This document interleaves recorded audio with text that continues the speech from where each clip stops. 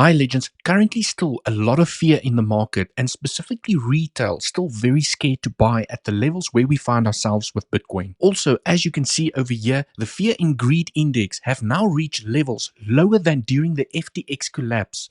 This shakeout near the all-time highs is absolutely real. And here you can see on the Glassnode fear and greed index, we have now hit bottom fear worse than the FTX collapse. Is this perhaps the reason why whales are still aggressively accumulating, still expecting more momentum here to the upside, while retail is sitting on the sides too scared to buy at the moment? Let's go and analyze the price of Bitcoin. Stay tuned till the very end to not miss out on any alpha. Also remember, my favorite exchange down in the description under exchanges Bluffin with the largest sign up bonus depending on how much you deposit and trade. No KYC required. Sign up in a couple of minutes and you can start trading. Let's go and analyze the price of Bitcoin together. Keeping the analysis very simple, I'm here on the 1 hour time frame looking at this structure on Bitcoin. And you can see I have a couple of trends, and inside of these trends, we have bullish CVD against this pivot and this pivot over there.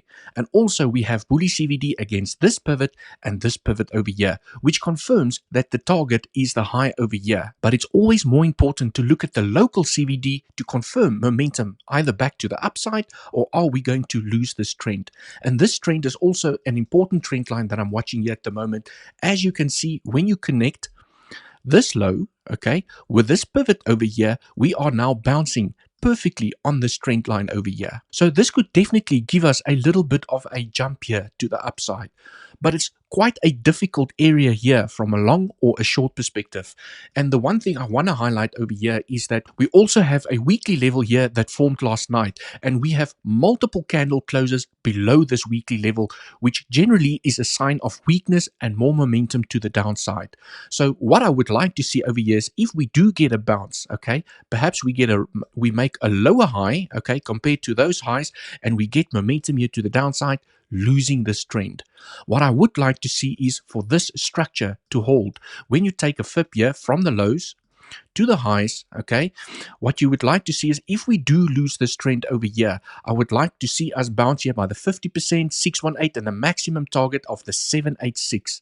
When you look at this bouncing zone, potential bouncing zone over here, if we do lose the trend here to the downside, it also has confluence with another bull flag that I'm watching, okay. You can see when you connect the highs over here, beautiful trend line over here, and you also connect this pivot with this pivot over here, you can see that it looks like we're kind of forming a beautiful bull flag here for potential bounce to the upside. So it is very normal for price to tap the top of the flag, go back to the bottom, and now again, we are here, you know, we've tapped the top and we are forming momentum here to the downside with a maximum target that I would like to see hold at the 0.786, where you basically tap the bottom of the bull flag and then you go back, okay?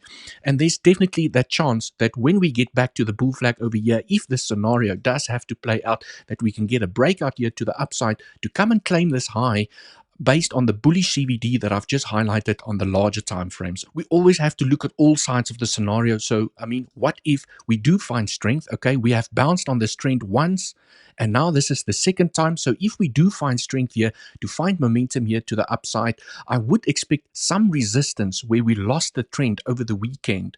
Okay, when I go and switch on my trend lines, you can see that over the weekend, we built this consolidation, this beautiful consolidation. We claimed the liquidity that was the massive amount of liquidity that was building up over here, which we already claimed, and then we started forming lower highs, and then we lost the structure over here. So definitely perfectly normal for price to find strength to the upside, retest the scene of the crime, okay, yet again making a lower high for continuation to the downside, where we will lose the trend, where we have to observe the price reaction as we hit the support box over here for either a bounce or we lose the bottom, okay, of the bull flag. We break down, you retest it as resistance, and we find continuation here to the downside. Also, one thing, as per the thumbnail, the fear that is currently in the streets at the moment, retail too scared to buy in at these levels, where I still see the whales aggressively accumulating at the moment, is this does look like a 1, 2, 3 wave structure here to the upside. For bullish momentum to continue to the upside, ideally what you would like to see is a 1, 2, 3, 4, 5. And we didn't get a 5 wave structure where we claimed this high over here, giving the bulls a better chance that this is a 5 wave structure and any movement to the downside is corrective and you can continue the momentum back to the upside. At the moment, from a macro perspective, this structure does look bearish. So the one scenario that I'm still keeping an eye is that I am still in the camp that we stand a higher probability of claiming the high over here before we claim the low over here. But once we've claimed the high over here, there is definitely a possibility that we can come and claim this low once again. And that scenario that I'm watching here is, if I switch on my local bearish scenario, is basically a WXY correction here to the upside, where you can see we formed a W, X and a Y structure here to the upside, where you potentially come and claim the high over here based on the bullish CVD as well. And once you've claimed the highs, the bullish CVD has therefore played out. And then we need to observe what's going to happen with price action from a CVD perspective after we break the highs over here.